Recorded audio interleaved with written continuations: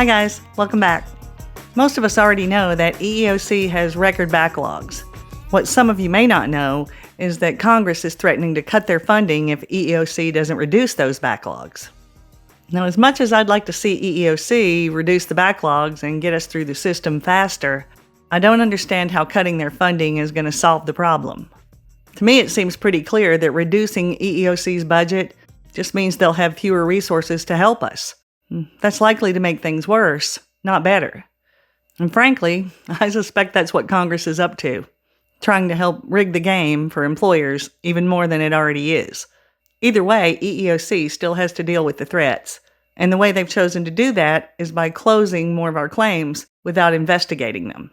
The Center for Public Integrity estimates that about 30% of all private sector claims are handled that way now.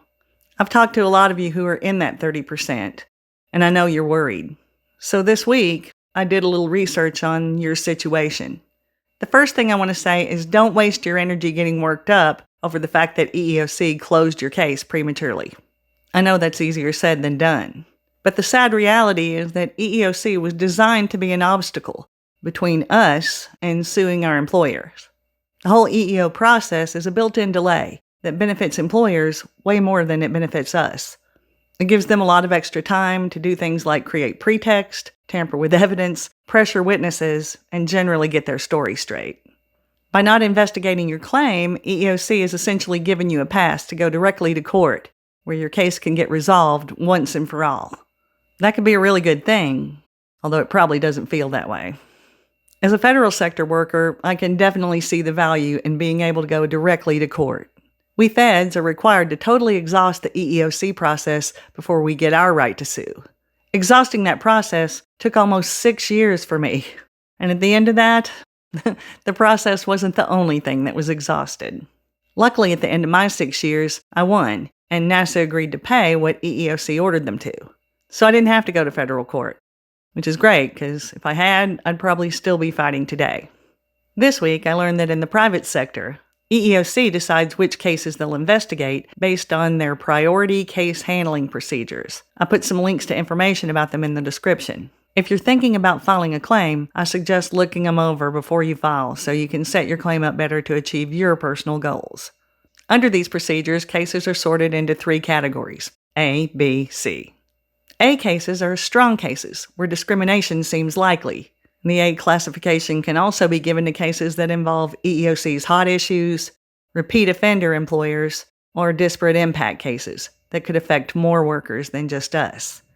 On the other end of the spectrum are C cases. These are the cases that EEOC doesn't accept, either because we missed some filing deadline, because of some other statutory limitation, or maybe because we said something self-defeating in our initial interview. All other cases are Bs. And generally speaking, A cases get investigated, B cases get mediated, and C cases get closed. Now, if your case happens to be classified as C and gets closed without an investigation, it's not necessarily game over. You can still continue to fight in federal court. When I was doing this research, I ran across some tips from online attorneys about how to make your case an A case. In your statements about what happened, be sure to hit all the elements that are supposed to be part of your prima facie case. What those elements are depend on your specific case, and I'll put some links in the description to help you figure out what your prima facie elements are. Be sure you specify dates for everything that you're alleging happened. Identify your own comparators, also known as similarly situated individuals. EEOC's instructions don't say we have to provide this, but it can help your case a lot, because EEOC will be able to ask your employer about those specific individuals rather than relying on your employer to name the comparators themselves. Hit hard on allegations that involve disparate impact, repeat offenders, or other opportunities to show EEOC that your case could help more workers than just you. Even if you follow these tips, it's possible that your claim could still end up a C, and you might find yourself headed directly to court. If that happens, you can go pro se. I know people who have done it and are doing it. But I gotta be honest, our chances are better with an attorney. So I encourage everyone to try very hard to find one who'll take your case. That involves making a lot of cold calls to employment attorneys who aren't always receptive. It sucks, but it's what we gotta do. And to help you with this, I put some links to some locator services in the description. Be sure you read the reviews because I found that the reviews for my attorney were really accurate. And if you have trouble finding an attorney who'll take your case, I recommend you spend some time thinking about how you can present your case to them in the best possible light. I made a video on elevator speeches that I think can be helpful in this situation. I'll link to that in the description, and I'll put some links to some other helpful information as well. In the beginning, the information that attorneys want is pretty basic.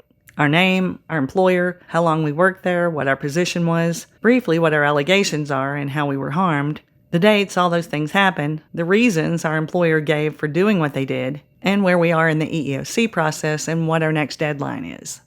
Now, I recommend starting early. Most employment attorneys are fully booked, and they don't like to jump into emergency situations. You don't have to put an attorney on retainer right away, but it's a good idea to find one or two that you click with who are interested in taking your case, so you'll know who to call when you get that right to sue letter. After we get that letter, we only have 90 days to file suit in federal court, and we want to give our attorney as much of that 90 days as possible to file our case. In the private sector, talking to an attorney early can also help you in other ways. A lot of states have anti-discrimination systems of their own, and what you can recover under those systems sometimes beats what you can recover through EEOC. A good employment attorney can help you find the best path forward for you, and that can make a tremendous difference in what you can recover. Try not to be discouraged by EEOC's decision not to investigate your case, and know that in federal court probably won't affect the outcome of your case. Having your case closed without an investigation has gotta suck, but maybe what they've done for you is given you a faster path to winning, and saved you a lot of frustration that goes along with having to exhaust the EEOC process, so you can win in a real court that can actually enforce their orders and make your employer pay up. That's it for today, guys. I'll see you in the next one. Till then, take care and hang in.